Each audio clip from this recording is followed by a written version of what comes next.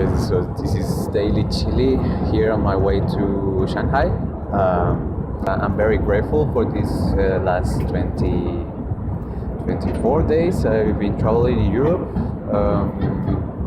Very glad that I met my old friends, also family in England.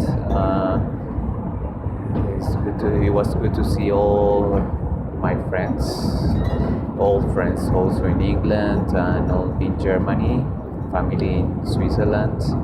But it's time to go back to reality. Yeah, it was good holiday.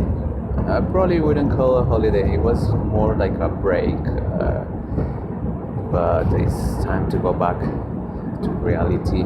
So here from my way back to Shanghai.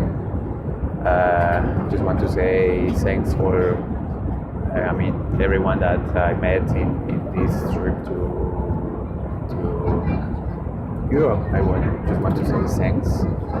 And today's password for my daily post is, let me think about it.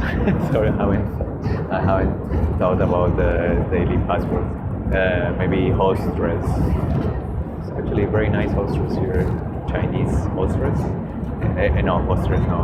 Air hostess. So today's password for my daily post is air hostess.